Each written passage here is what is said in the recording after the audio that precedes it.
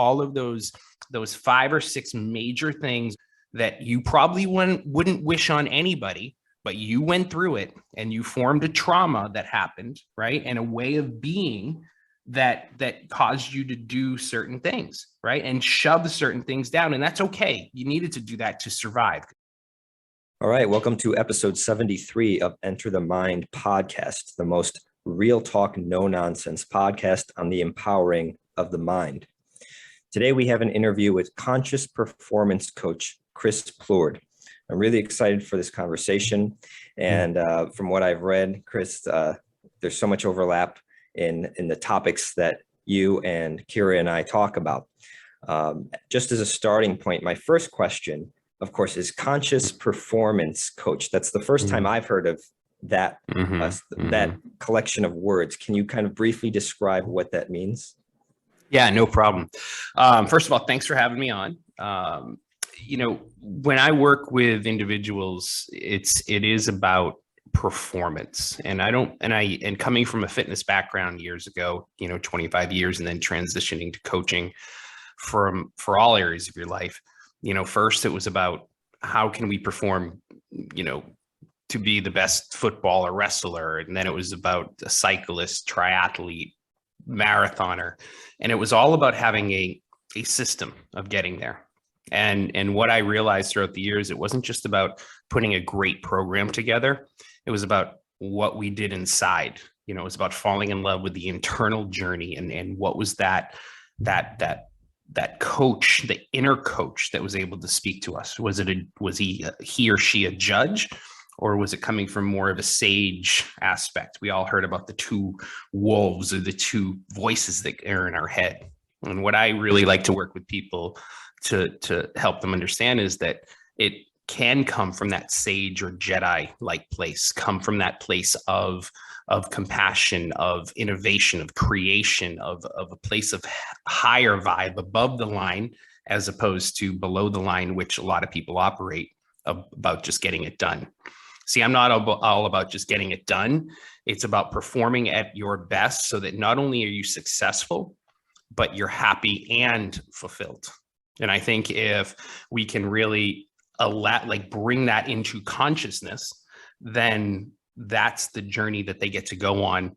And it's so much more fulfilling, so much more loving, for lack of a better word. But that's what it all comes down to is really just falling in love with the journey and being at your very best. Yeah, that makes sense. Well, you made me smile because I definitely felt what you were saying as you were speaking and explaining how, performance works for you. You were talking about how it comes from inside as well. And I just saw and felt, I don't know, you light up, and I felt the energy. It was just really nice. So. Right. Thank you. And that's a cool application, I think, the cross discipline. So you took personal training and athletic performance, and you brought that into sort of like psychology performance. Yeah, I was working in the fitness industry. I was presenting for various companies. I've certified thousands of instructors all around the world. And, I would teach my classes. Like, for example, I teach a class called, for cycling, but I'd call it Inner Cycle. All of my motivation has come from yoga throughout the years. That speak that they teach us in yoga. When I got certified, it was all like, how do you speak to them, but you speak in this general type of way. And I really, in one of these, one day, one of my clients says, "Hey, can you come speak to my sales team? I really love your messaging and I think they get a lot from it." And so I did. I went and gave a couple of presentations to the sales team. I started working with a 20 person sales team one-on-one. And within 3, and we never talked about money. We just talked about their performance, about putting up boundaries, about being in service as opposed to pleasing, about how they operated throughout the course of their day, about how they performed. What were they doing to take care of their bodies? What were they doing? How were their personal relationships?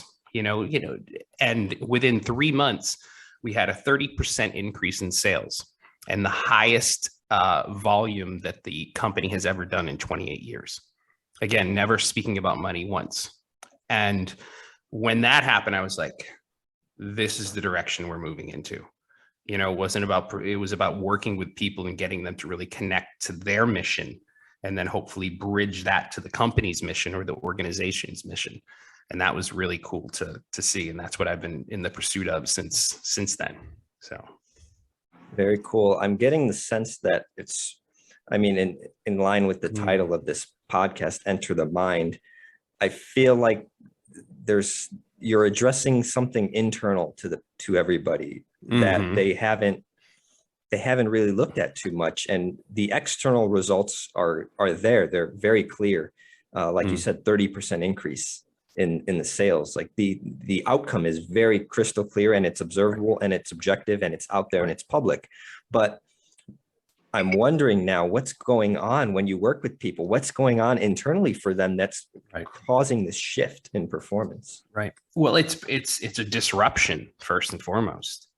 That's my whole job, is to disrupt their old patterns of the way they were brought up. You know, we have certain patterns that we're still trying to undo that were probably instilled with us before the age of 20. And these patterns no longer serve us. You know, in other words, if you always do what you always done, you're always going to get what you always got. And some people are still trying to climb this next mountain that's in front of them with the same tools that they climbed that last company that they built, or the last race that they ran, or whatever the case may be. So it's getting into that part of them and going, does this serve me anymore? What is the new habit? What is the new neural pathway that I want to burn in order to become a better version of me? And it's looking at that and putting the mirror up and saying, is this what you want to keep on doing? Is this the way you want to keep on operating? And if not, what is the way you want to keep on operating? Right. So when I first get together with clients, organizations, I'm like, what is the results we want to have? Where do we want to be in a year, 3 months, 6 months, 5 years? And let's not only create some concrete results, let's create some ethereal results. Let's make it about emotions as well. How do you feel when you wake up on a Monday morning? How do you connect to yourself on a regular basis? What's your morning ritual? Are you excited to get on with your week, on with your day? Or is it something you're still dreading? Do you look forward to the weekends because you can't stand what's happening Monday through Friday? Let's create this life that you really, really want, that you've always wanted, but you didn't necessarily have the courage to go for. And that's what it is. It's leading with courage now. It's not with fear. So no matter what you're doing, you decide to go inside with what like you're doing on the outside. Like you like to bring the inner world in. Am I correct? Always. But we're dealing with 5 areas of your life. And I think these are the 5 most pivotal areas. And I look at it like this. There's an example that I used about metaphorically about spokes of a bike. You know, years ago, one of my mentors, Johnny G, created this book, and it said the 5 aspects of your life, right? And he looked at it like this. He said, if you had 5 areas of your life that represented the bike spoke, right? You had 1 being your personal relationships, right, with yourself and others.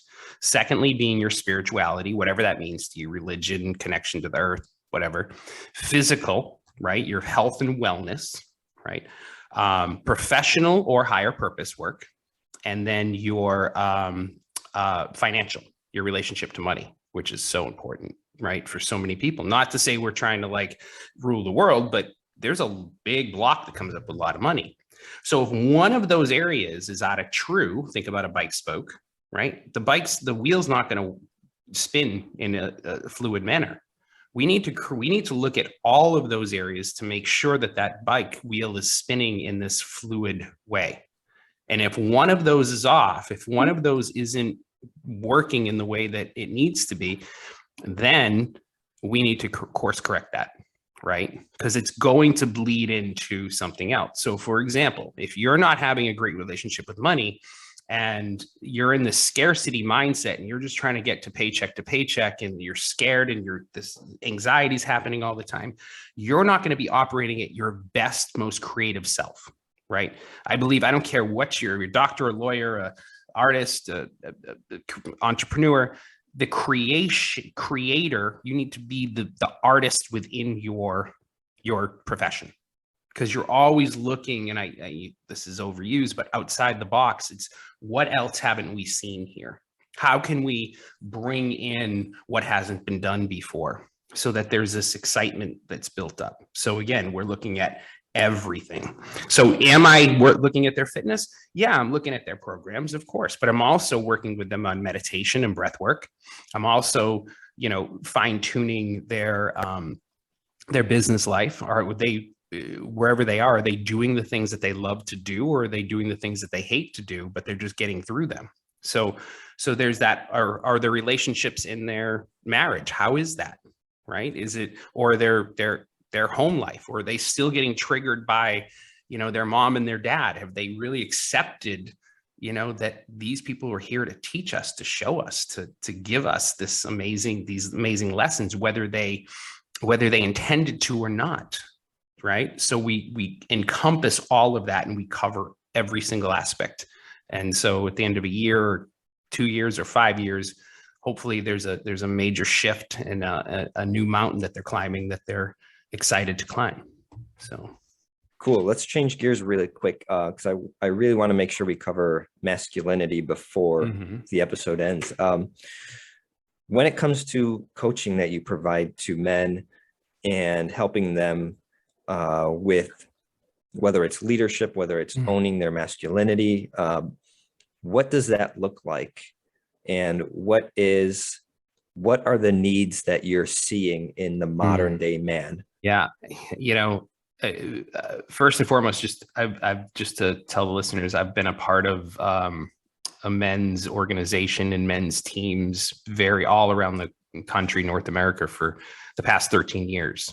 And so I've seen, men come into our circles and our organizations from all walks of life, super successful men that have basically sometimes just gotten out of jail. And they all have one thing in common, is where is their outlet? Where is their safe place to tell the truth, to let out what they're holding inside? For me, I grew up out on the East Coast, Boston, Brockton, south of Boston. It was a very, very kind of blue collar athletic town. A lot of you fight your way out. You got to be a certain way, look a certain way, as far as this man type of thing. And I was a super sensitive kid. I was like, well, I would cry at the drop of a hat and, get bullied to a certain degree. And then I realized, no, I need to man up. I need to become this version of what I think a man should be. And I did that. And I went through, college, sports, and got a business degree and did all these things, work sales, that on paper looks pretty good, right? Good resume. But what I realized is that there was an emptiness. When I got out here in my late 20s, I realized that there wasn't a place for me to really feel safe and tell the truth. There wasn't a place for me to be authentic. And I think, when I have a new man or new men come into the circle, they're all like looking around going, do these places, this place really exists? Like, is this for real? Like, what's going on here? Right? Because that's the place where they can let out what they've been holding in for so long. A place where that if they're not showing up to their best ability, they can get the truth reflected back to them. They can say what's in their heart, and there's a freedom and a safety there. And so what I feel a lot of men are missing is that place. We've always had it for thousands of years. We've had men's tribes and places of gathering and so on and so forth. But that, for some reason, over the past few hundred years, maybe 500 years, maybe longer, has kind of gone missing. It's like, man up, do what you need to do, suck it up. Don't show your emotions. Don't cry, kid. Don't do these things that are going to actually set you free. You need to go and get it done. And I think that philosophy, yeah, we show up a certain way for our families and we do things, but it doesn't have to be done alone anymore. You don't have to hammer through life. We can learn how to dance as opposed to fight. And I say that in a way of I was the hammer, right? I learned how to just power through everything, be that bull in a china shop, and it didn't serve me. I mean, I can honestly say that there was an emptiness that was inside me. I didn't allow myself to feel these emotions. And I think when we don't allow ourselves to feel, there's something we're missing. And any man that is on here going, no, I don't believe that I was brought up this way, that's old programming. I really believe that there's something that needs to be unleashed within all of us. And we put up this armor and we put on these masks to get through society. But there are places and there are people that can really help us unlock that true potential and that authenticity within all of us.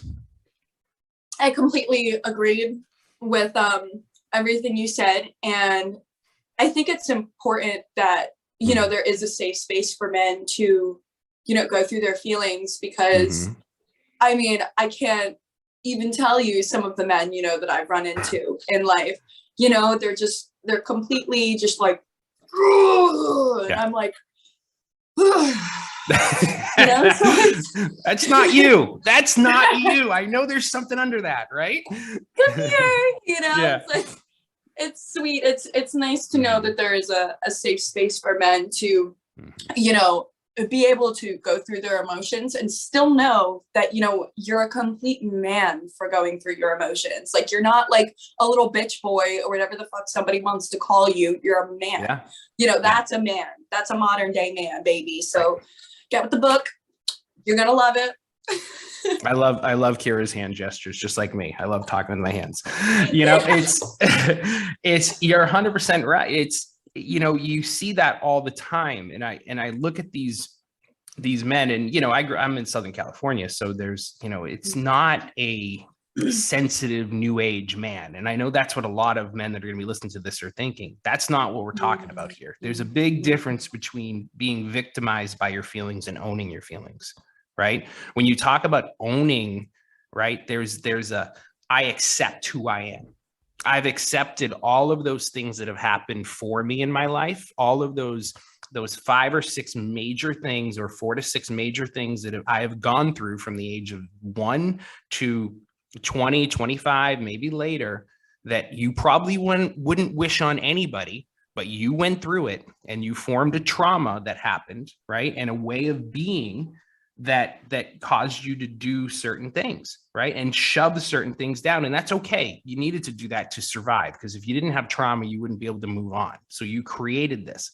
Now, how do we, and I'm not going into psychotherapy here, but how do we take that situation, those situations, extract the gifts, the superpowers that you got from those, right? Because we all have gone through them, and we all are the men and women we are today because of those situations that we have been through.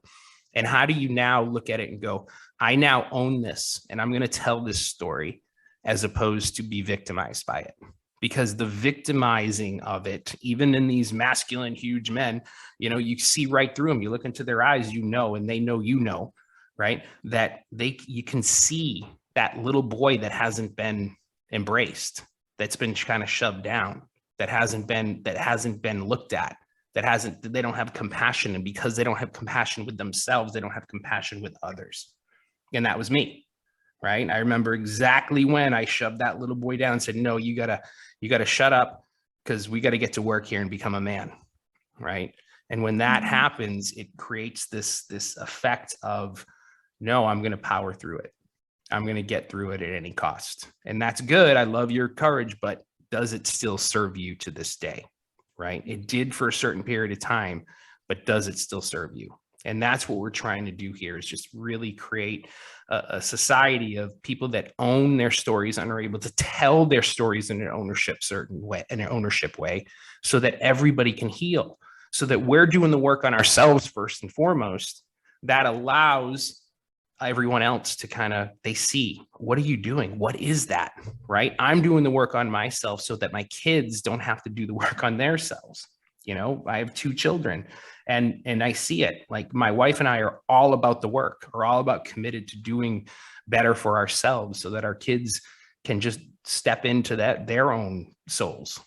And that's what I think this is why this work is so important.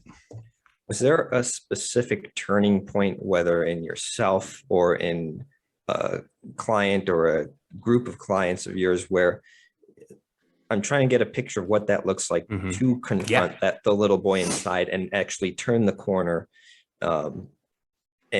into whatever you would call it, moving forward in life or owning the emotions? What does that actually look like to own your feelings as a man? So I'll give you a couple of examples.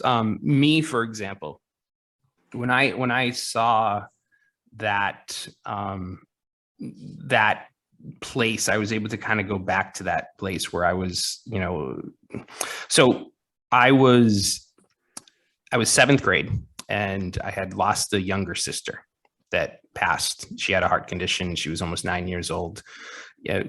Tragic thing. She was supposed to only live for a couple of weeks. She ended up blessed us for, 8 years. And she was an amazing force. She had this incredible energy, this incredible light, this amazing way about her. And, when she would go to the hospital, which would be all the time because of heart conditions, we'd go to my aunt's and we'd go to these different places that, my parents would put my sister and I there. And, I realized that that was fine. I mean, we always felt safe, but I realized that there was always something more for me. Right. And then when I got after that, I remember specifically in junior high, I was getting bullied a lot. I grew up in a town of a rough town, a lot of projects, and I was getting bullied quite a bit. I remember being really scared, really, really, really scared. And I remember the day when I was like, I'm done with this. I can't live in this fear anymore. Right. I was being victimized by that. I was put in a situation where I didn't realize my feelings were so buried that I wasn't able to feel them. And I said, I'm going to bury these even more. And I'm going to just go to work and I'm going to own my masculinity, so to speak, what I thought that was that. And so this is the way I went through my life. I turned it around. I kind of owned it, but I didn't own it. Right. I didn't own it. What I realized is I pushed down my compassion. So I didn't have compassion towards other people. When somebody screwed up, I would be like, no, I built myself up. You build yourself up. And it was really sad. I remember in college, going, people respected me, but I don't know if they actually liked me. Right. And I remember feeling that or having that reflected back to me. I was like, wow, is this the way I want to continue to go through life? And it wasn't until years later when I realized that I buried that little boy. I buried that compassion, that sadness, that emotion that he would feel that he didn't necessarily grieve all the time. And I put it into something that it kind of worked, but it didn't, because I was left unfulfilled. And so when I got to this place where I was like, I need to feel sad. I need to allow myself to feel sad for the first time. I did. And that was in my 20s. And then it was like, this is where freedom lies. When I'm allowed to feel my emotions, when I'm allowed to see that I need to look at my own little boy, I need to look at myself and say, you need to have compassion with you. You need to say that was a really sad thing that happened with your sister. That was, my parents and my other sister went through a lot, but I was able to really embrace that aspect and say, what did you learn? You learned courage from my little sister. You learned that this positivity, you learned this light, you learned this person who came into us to bless us for a certain period of time, right? To show us what it was all about, to show us what it was to vibrate on a really high level. And I was able to pull those things out and say, thank you for coming in, as opposed to why did you leave? Right. And so all of these amazing lessons came into play for me. And I was able to step in and say, I'm going to own everything that comes my way from here out. And I'm going to hopefully be able to serve people and show them that these tragedies or these things have happened for them. Right. And there's nothing we can do to go back and change it. There's nothing we can do to go back and change it, but we can change our relationship we have to it. And that's what it's all about. I really liked your words at the end. We can change the relationship that we have to it. And I feel like lately, two things that have been coming up a lot, I think, like in the world, is number one, self-compassion, as well as changing your relationship to your past, changing the way that you think about it, changing the way that it comes up for you in your body. And I think that that's awesome. Because seriously, I mean, the past can be in your mind, you know, something very, very cruel. But if you change it into something that empowers you and makes you happy and you believe in it, then, you know, that's awesome. Then the power is in your hands, and you can stop, you know, blaming, you know, your past for where you are today, and instead thank your past for where you are today and be like, hold on. Because I think I have a lot of knowledge that like most people don't. Like maybe not like most people don't, but like I do have a lot of knowledge in here that I've been kind of neglecting that I'm ready to own. And I think that that's it's definitely super nice to hear these two specific things come up frequently today. Yeah, it's really interesting because of how it bleeds onto others as well. You know, and another example is, you know, like how my dad is an alcoholic, right? And so I can blame him for drinking too much, or I can sit there and go, you know, oh, dad, you know, an example of the compassion is, yeah, he lost a mother when he was a teenager. He was the only child. He had this tragedy with my sister. He was nobody taught him how to these tools that we're talking about right now. And so his only method of coping is drinking. Have we tried to get mad at him? Have we tried to be sad? Have we tried to have compassion? Sure. But what I've learned is a boundary and going, yeah, dad, I love you. And thank you for being the man that you are, because you have taught me all of these lessons directly and indirectly. And instead of me getting disappointed and upset, I can put up that boundary and go, okay, when he's ready, he's ready. I'm going to love you no matter what, but I can meet him with compassion, and I can see that little boy that is kind of scared. Right. And that's what I'm talking about is not pointing the fingers to others. Right. If these unresolved triggers we have within us, that's exactly it. It's within us. It's not about the other person. It's our triggers that we need to look at. We get to look at and say, where is these things unresolved? Peter Crone says, I don't know if you guys know of him, but he says, life will always present you with the situations and the people to show you where you are not free, right? To show you where you're not free. So that's what I think this journey is all about, is going, where am I not free within myself? And what do I need to look at? And how can I shift that context? How can I shift that context? And that takes work. It's not going to be immediate. It's going to be work. And and by the way, it's not going to completely go away either. It's going to come back in another form, and it's going to come back in another form. But every time it's going to get a little less and less and less and less and less. And then one day you're going to see it and it's just going to be a whisper, and you're going to go, oh, I remember, but I can still you're reminding me to have compassion. You're reminding me that where I was, so that I can work and share my story with others. So. Yeah, I think that makes sense. I would say self-help like never ends in a way. It's a continual process. And I even came across a quote or something about motivation the other day. That motivation, it's kind of like hunger and eating a meal. You don't eat one meal and then you're never hungry again the rest of your life. Right. It's like a regular daily, it's a daily activity that you have to revitalize yourself. One question on my mind right now is men versus women in terms of handling trauma, because traumas affect all human beings, not just men, but also women. And I think it's a universal that if you don't address that trauma properly, or whatever negative experience, you know, for instance, losing a sibling, losing a parent, losing all these things that could happen anytime in our life, in adulthood and childhood. If we don't really address that, it's going to cause disruption somehow later on psychologically, right? Correct. And that's true for both men and women. So is it that men and women handle these events differently, or What, do you see where I'm heading with this? Yeah.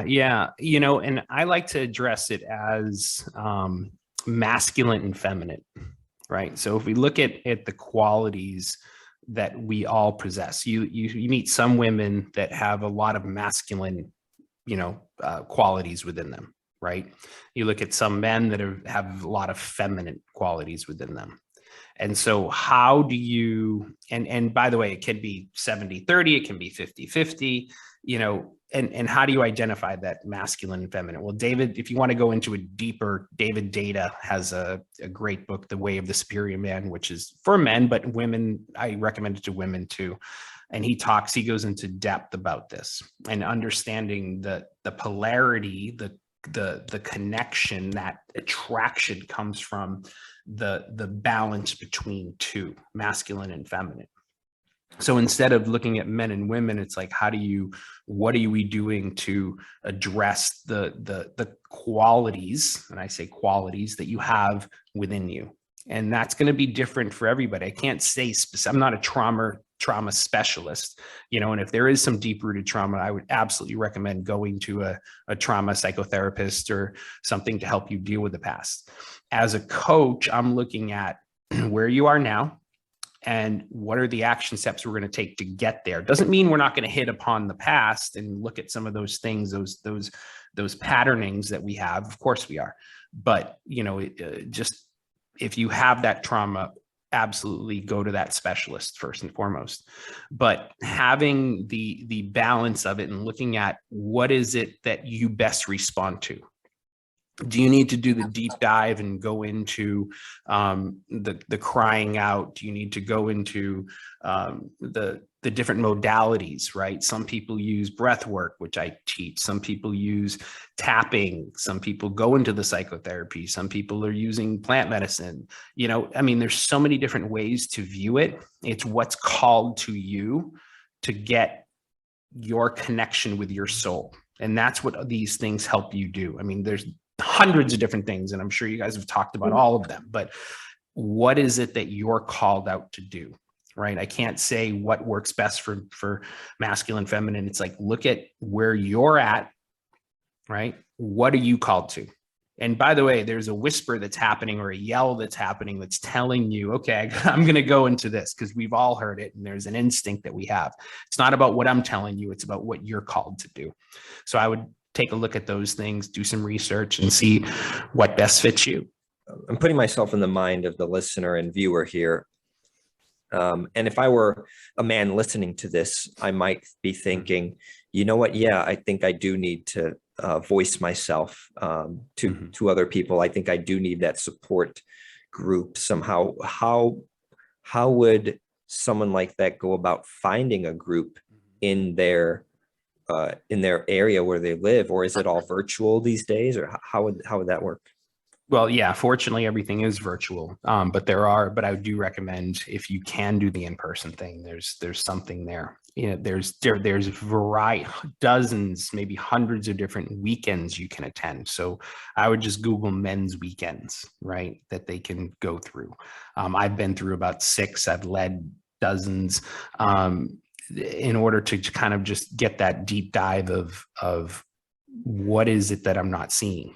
So wherever you are in the world, I would just Google, men's weekends or men's work or that type of thing. Again, all of these things out here, what are you called to?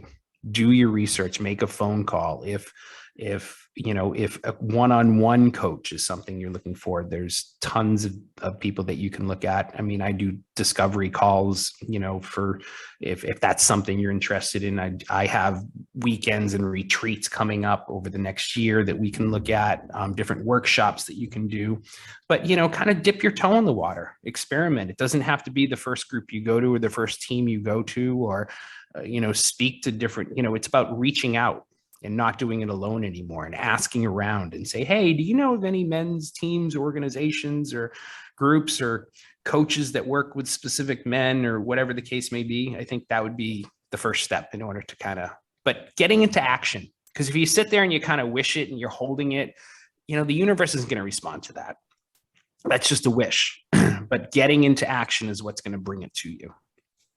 Totally. Yeah. I joined a men's group went early on when I moved to California, and I found that group through the Meetup app. No. I went on Meetup and I saw that they had an event or something like that. So that's how I found one of them. So if someone wants to do like a discovery call with you or learn more about your stuff, where would you direct them first? Yeah, just my website, chrisplourde.com. Or you can just look for me on Instagram at Coach Chris Plourde, Facebook, Chris Plourde Conscious Performance Coaching. So those are the three main ones I'm going with right now. Awesome. I will put links to that in the description.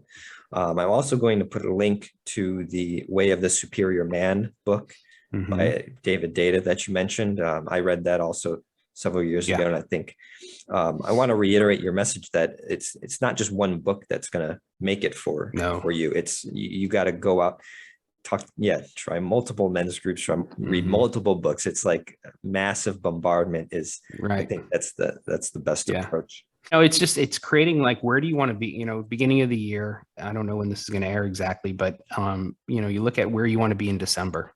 Where is it you want to be? Write some results down as if they've already happened, specifically, like I said, ethereal and concrete, and then go, okay, how am I going to get there? What's the strategy? What's the action plan I'm going to take to get there? And, it's all on you.